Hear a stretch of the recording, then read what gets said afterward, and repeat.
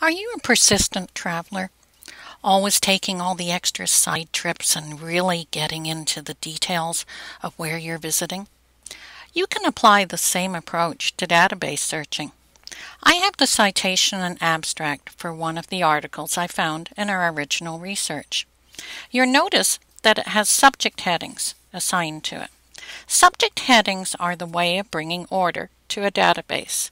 An expert looks at the article and assigns subject headings, and the subject headings pool information that's similar together. You can take advantage of this. You can go down here and see Minorities Muslim Canada, tick on them, and click the search button. Now I will get a listing of 172 results that share the subject heading. Okay? So now I broadened my horizons and there's something in common here that I might be able to have a look at and see what's coming up and what I can use. I can also choose to ask the system to produce a list of similar documents by clicking on this link.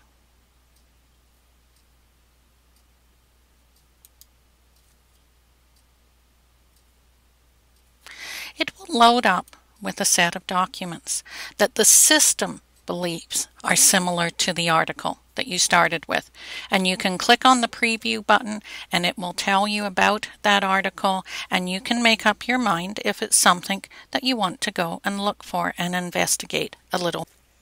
We can also go back to the list of original results and have a look through them to see if there's anything else that we might be able to pursue. And on one of the entries that I found, I see cited by 38 and references 52. That sounds promising. So I'm going to click on the detailed screen and see what I found. Cited by means that this article has been used by 38 authors, and it's possible that they share some common interest that we can take a quick look at if we click on Cited By. And here I have the 38 documents that cite the original article up at the top. So, possibilities, and at the very least, interesting to see what's been written. You may remember that librarians are often saying to find additional information by looking at the bibliographies at the end of encyclopedia articles or books to trace the footnotes. You have the option here too. That's what these 52 references are.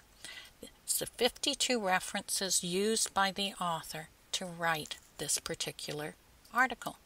And you can click and they will come up. And here you are with another source of possibilities to look at. Now at this point, even I will admit that I probably managed to get as much as I can out of my original 54 results.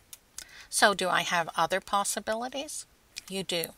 Quite often, as you start to explore a subject or do some background reading, you will identify an author that seems to be prominent in the field. So, why not do a special type of search?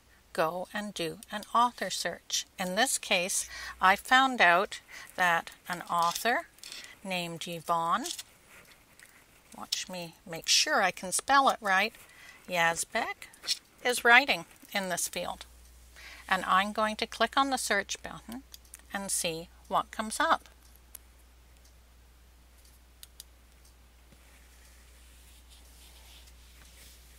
I now have 21 results. So I can go and look at these and see what the possibilities are. And you see that this author has been publishing over a period of time, so you might want to focus in on what's most recent. It's listing the most recent, but you can also sort the list by dragging the counter along and putting it to the time period you're interested in and clicking on Update.